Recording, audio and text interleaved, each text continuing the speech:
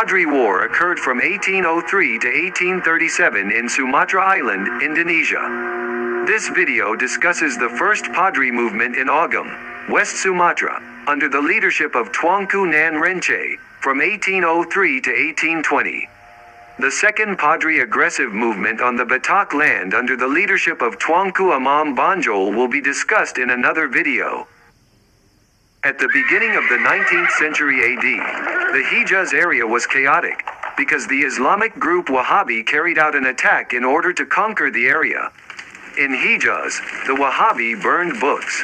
In short, all non-Islamic books were considered to be morally damaging. They destroyed the domes of mosques, destroyed the graves of prominent people, and also destroyed various pilgrim sites. Wahhabi rejected the interpretation of the text and demanding absolute compliance according to the Quran and Hadith. According to an Islamic scholar, Hamid Algar, the Wahhabi was engaged in a murder and looting campaign throughout Arabia.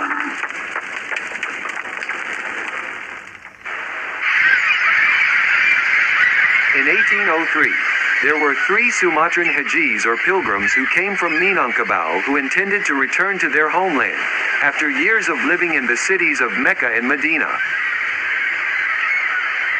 They were Haji Miskin, Haji Sumanik, and Haji Piabon. Apparently these 3 Hajis from Minang were very interested in and agreed with the Wahhabi movement, which imitated the example of the Prophet Muhammad in spreading Islam strictly and without compromise. According to Mangaraja Ongong Parlandungan, in his book Tuanku Rao, said that the 3 Hajis met with the leader of the Wahhabi movement, Abdullah ibn Saud, in 1802. Ibn Saud would later become the first leader of the Saudi kingdom in 1814 to 1818. It was said that bin Saud ordered the 3 men to return to Minangkabau and spread Islam with Wahhabi style. If this information is true, it is likely that this meeting made them feel they have a sacred mission in Minangkabau, and why they then devoted their whole lives to this purpose. We agree with this Wahhabi understanding because this movement aims to purify the teachings of Islam from all things that deviate from that in society. We will bring the Minang community back to pure Islam, as in the time of the Prophet Muhammad. Inshallah, our efforts will succeed.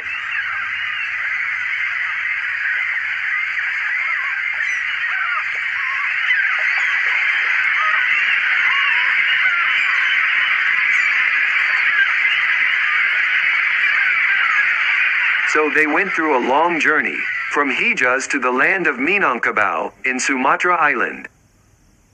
Later they became known as the Padri, or the Men of Pedir, from the harbor of Pidi in Aceh, from where pilgrims set off for Mecca.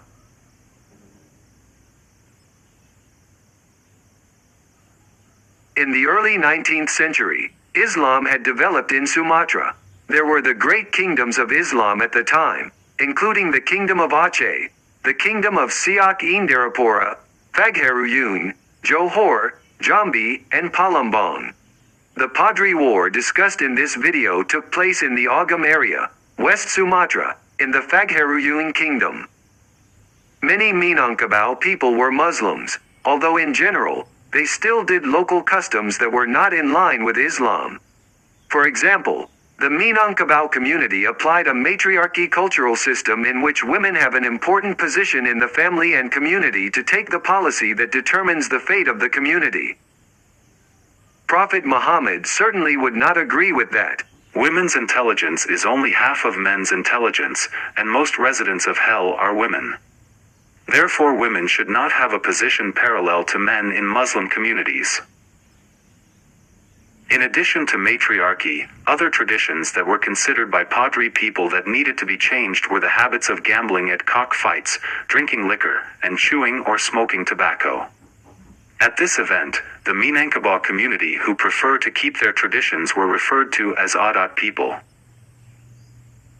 In the early 18th century AD, the spread of Islam was generally only carried out by ulamas to the royal authorities. However, in the early 19th century AD, ulamas began to direct Islamic law in the daily lives of local people. Fatwas were issued with regard to household problems, intimate relationships, and other life problems. The demands of this Islamic change were not always welcomed by the local community.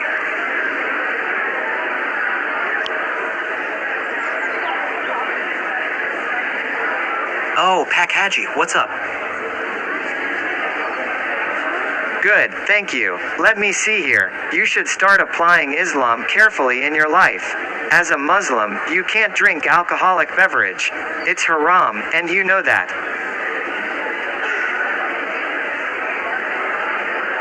But this is our tradition, sir.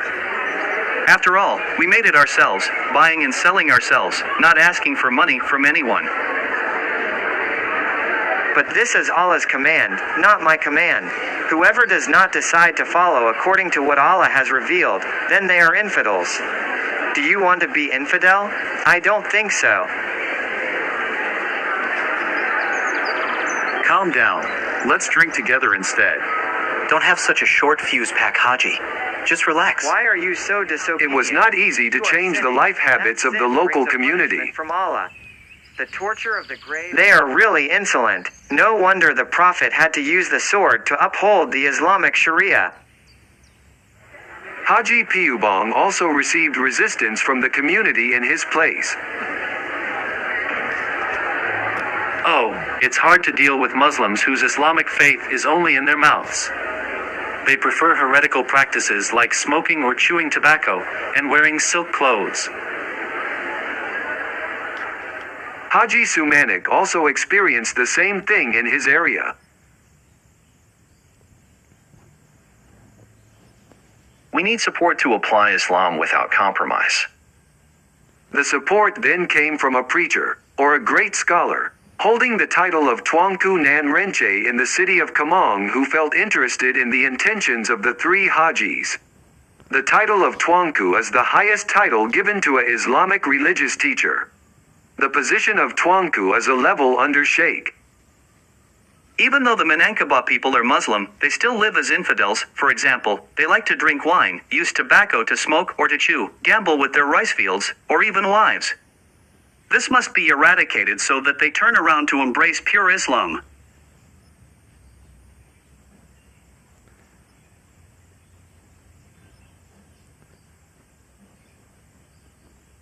In 1803, the three Hajis worked with Tuanku Nan Renche in his residence in Kaming, to Islamize the whole of Sumatra. They made long-term plans to achieve their goals. We must build a strong Muslim force to deal with the Muslim communities who are still living in the infidel culture, as well as non-Muslim communities who reject Islam. Apparently they wanted to establish the state of Darul Islam, by following the example of the Prophet Muhammad, who forced the spread of Islam through the use of swords and attacks in Hejaz. This is the statement from the Prophet. I have been ordered by Allah to fight against